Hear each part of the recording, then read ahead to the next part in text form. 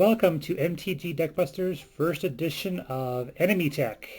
I actually have had a lot of requests for the deck lists of my opponent's decks, but since I play as a pickup strategy, I don't always know the deck lists of my opponent's decks. So what I've decided to do is I've decided to, while I'm editing, write down all the cards that my opponents use and try and rebuild the deck as best as I can with the information that I had. So these are really only partial decks. They're usually about a third or half built. It only lists cards that I've seen and I know for sure are in the deck. So what this means is I won't be able to know if they've only got 3 copies of something or if they're rolling a full play set. So it's not the full deck list. It's more of a guideline on what's definitely in there, and there's some wiggle room on how to construct it. So first up, we've got Grixis Control. Now this deck, I didn't know this when I first decided to do this. I had already set it up, but this deck actually won Pro Tour Kaladesh. And that's probably why it is so popular. And this deck, from what I know, is nearly identical to the Pro Tour version. SBMTG did a great deconstruction of this deck. So if you click on the slider that comes out, you'll be able to take to his complete deck tech of it. I'm only going to go based on what we've seen of this deck. Now, that said, just because it won the Pro Tour, it is actually not the best format-defining deck. It will probably define the format because everybody's going to want a copy because it won the Pro Tour, but it actually only went 7-3, I think. The only reason that this deck made it into the finals is because of the draft portion of the deck. There were 3 other decks that went 9-1. All 3 of those are white-blue flash, which basically it's Bant. It's Bant Company without the green. White-blue flash with Reflector Mage, Spell Queller, Avacyn, all that good stuff.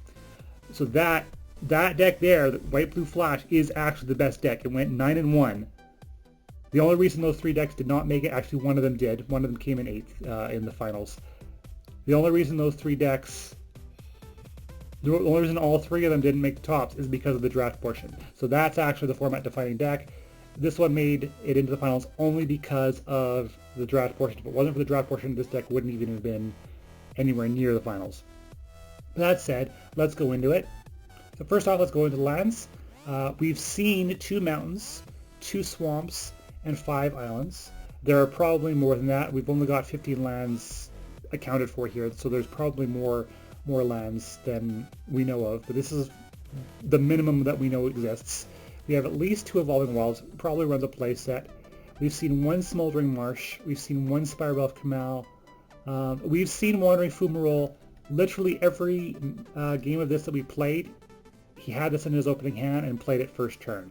So we know he's probably got a full play set of Wandering Fumaroles. Or we suspect he's got a full play set of Wandering Fumaroles. We don't know for sure. We only know for sure that he's got 1 because we've only ever seen 1 at a time. And he's got at least 1 Sunken Hollow. He probably runs play sets of these, but it's hard to say. So he's running at least 3 copies of Void Shatter, probably a full play set. We've seen a single copy of Ceremonious Rejection, which I was surprised to see main deck, but it kind of makes sense. There's a lot of important colorless spells in the format. Void Shatter, since Void Shatter is actually the most run counterspell, that's one of them right there.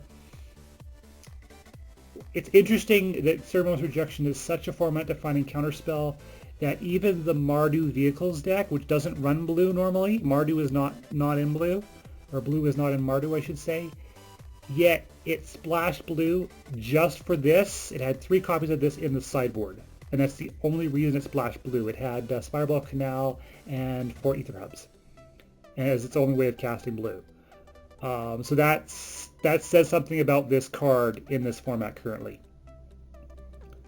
We have at least 3 copies of Glimmer Genius, probably a full play set. This is the best draw spell, and I'm so glad blue is finally getting good draw. This is amazing. Somebody called it, when I played it during the draft, it was the first time somebody saw it, they called it, what was that spell called? Read the Bones on steroids. Yeah, pretty much. We've got Anticipate, at least 2 copies, probably full play set. We only saw one Torrential Gearhulk. I think this deck only runs one, but it's hard to say. There are at least 2 things in the ice. There are at least 2 Harnessed Lightnings, probably a full playset. This is probably the best way of dealing with Smuggler's Copter in the format right now. Almost every deck that has at least a little bit of red runs this just to deal with Smuggler's Copter. We have at least 2 Radiant Flames. Again, probably 3 or 4. We have 2 Galvanic Bombardments.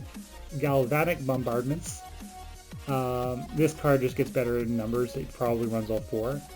We've seen only 1 Unlicensed Disintegration. Unlicensed Disintegration combos is not the right word, but it works well with Torrential Gearhulk, because when you cast Torrential Gearhulk and get back to Unlicensed Disintegration, well, now you've got an artifact in play, so you get the extra 3 damage. If it wasn't for this card, you're better off running Murder. So this is clearly in there to play off of Torrential Gearhulk.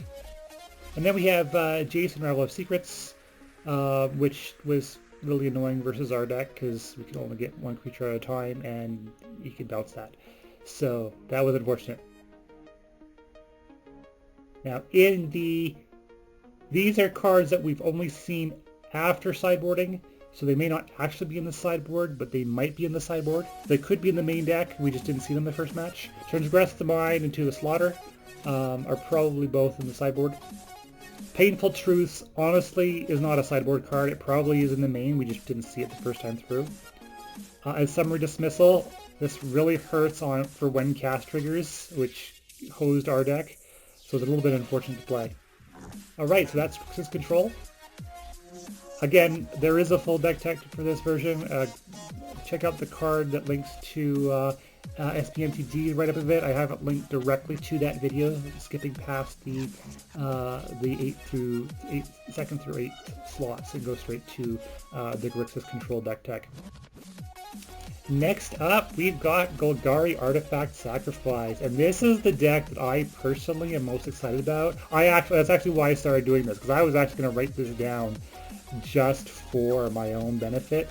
And as I was doing it, I'm like, you know what, why don't I just do this with all the decks and just create a video on them? And that way people keep asking me for deck techs, can at least get a partial deck tech for these videos. I actually was creating something very similar to this pre-Kaladesh. It was actually going to be a green-black zombie sacrifice with a little bit of a delirium kicker.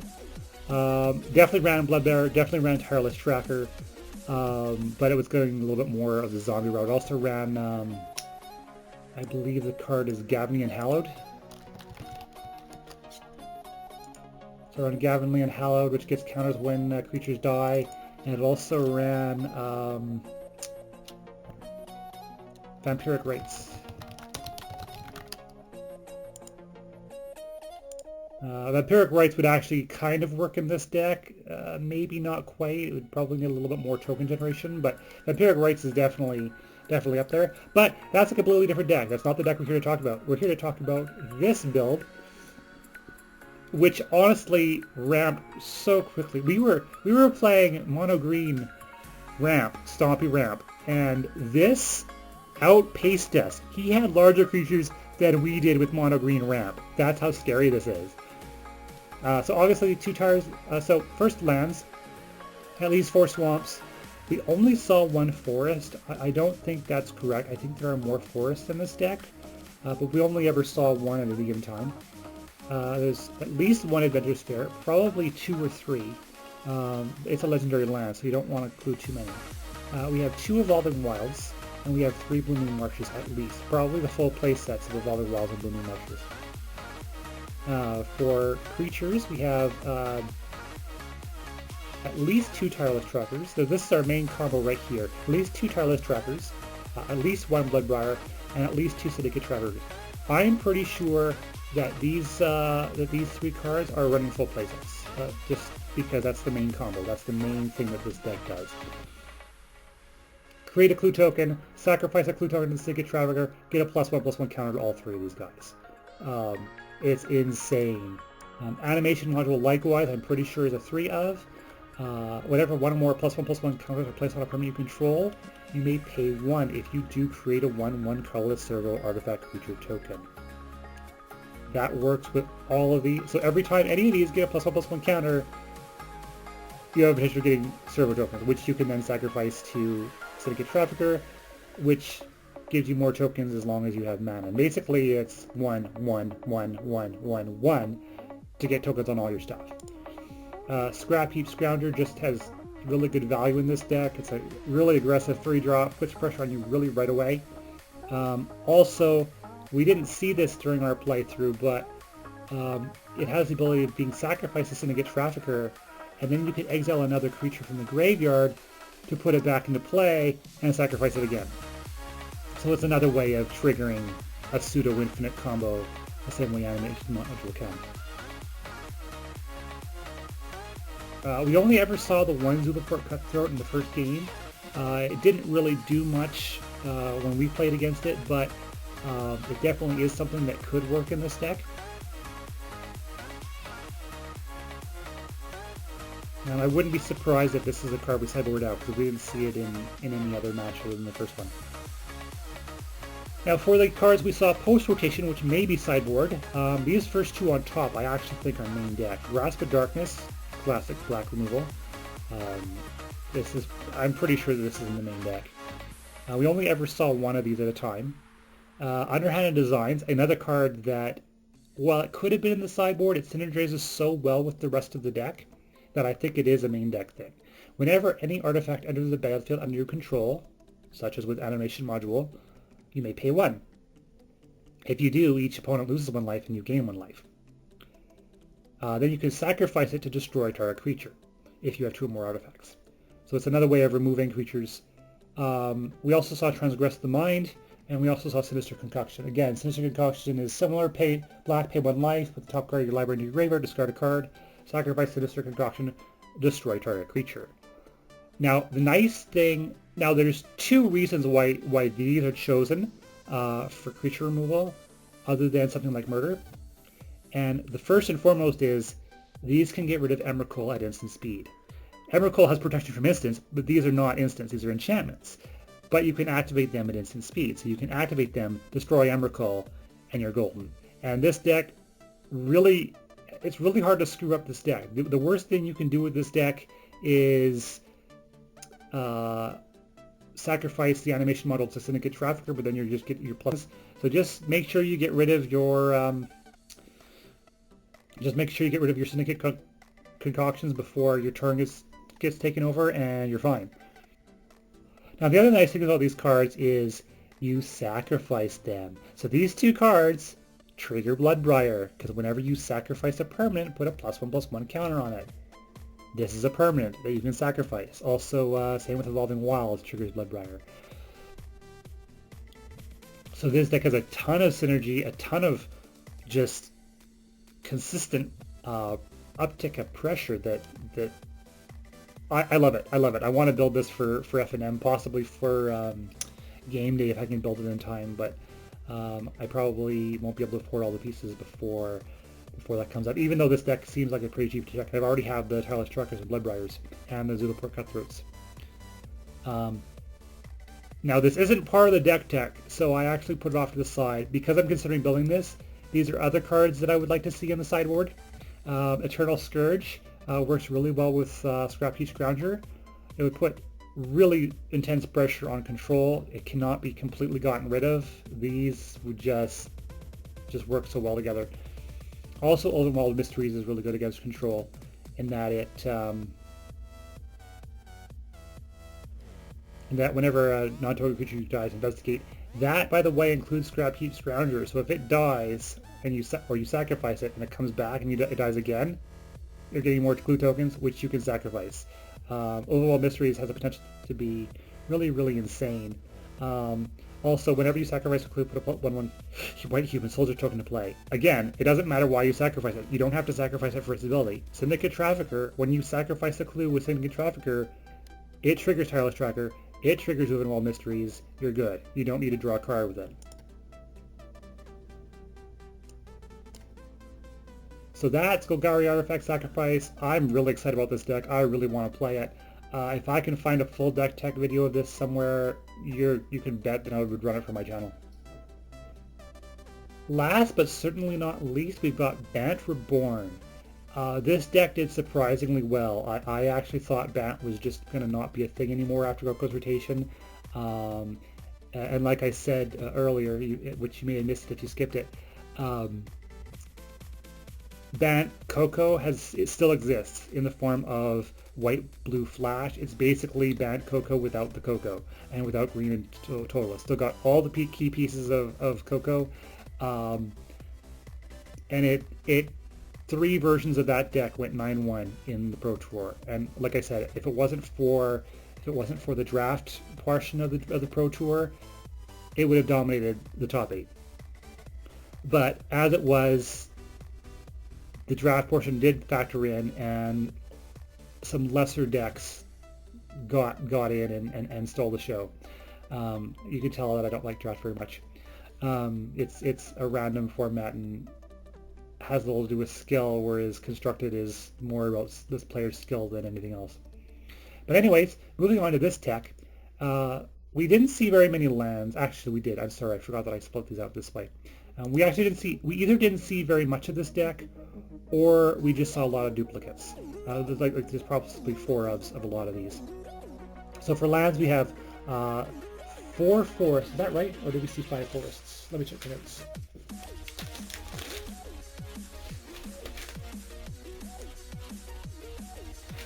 So we only saw 4 forests in any one game, including ones that we've stolen from our opponent. We've seen a single plain, actually, and then we saw a single island.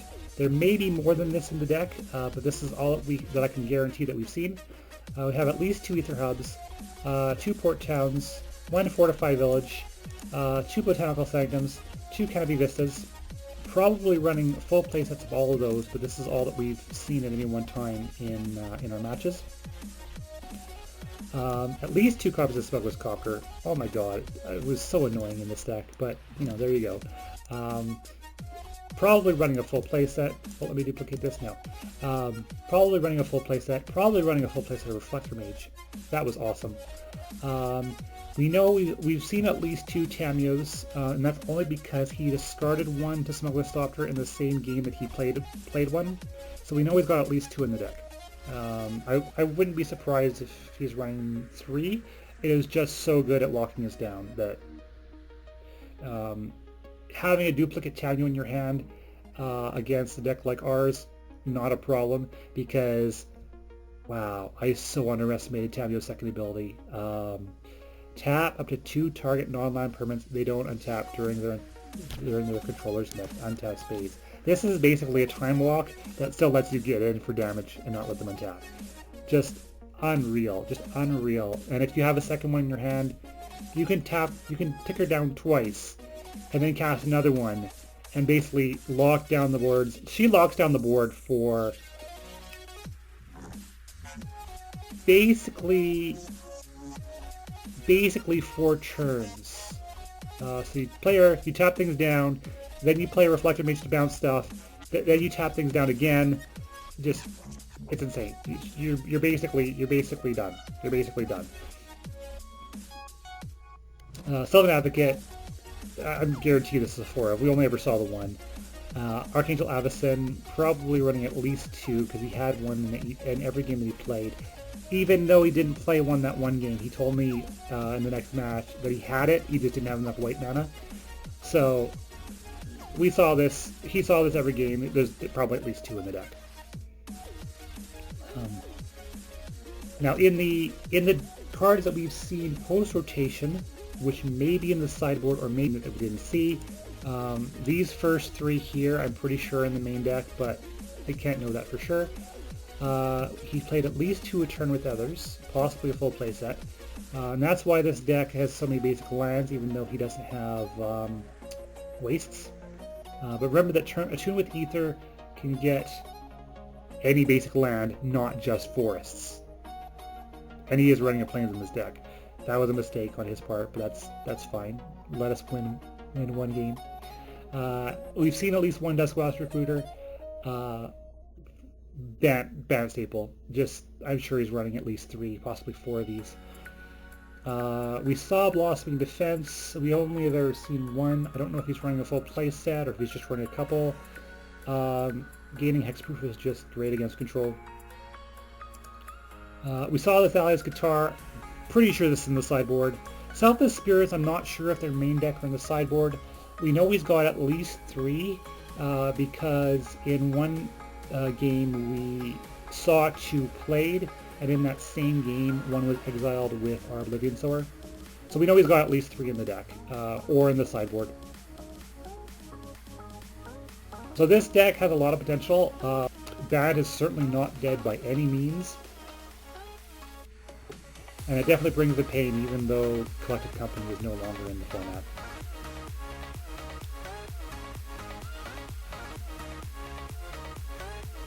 So I hope you enjoyed this first look at our enemy tech. If you enjoyed this video, let me know and I'll keep doing them. If this video doesn't get a whole lot of response, I'm just not gonna keep doing this. But I do get a lot of requests for these. I do get a lot of requests for the enemies deck lists, and this is the best that I can do, is put up the cards that I know that we've seen. So please give me a like, and that way I can know that yes, people enjoy seeing these. You know, otherwise, if there's no interest, I'll just stop doing them. But hopefully it picks up interest. Hopefully it picks up interest. It gives a little bit of a broader look at the format, see what other decks are out there, even though I'm not playing them directly. Like I said, tomorrow's Sunday, and we'll have another deck up for you tomorrow. I have decided that I will do. I have decided that I will do Double Blink, even though Blue-White Flash is clearly the top deck of the season, as evidenced by 3 of them getting 9-1 in the Pro Tour. It is kind of cutting it close, but it's a Panharmonica deck, so that makes it different. That makes it a rogue deck, because no one's using Panharmonica in the Pro scene yet. But until then, thank you very much again for watching, and keep on brewing!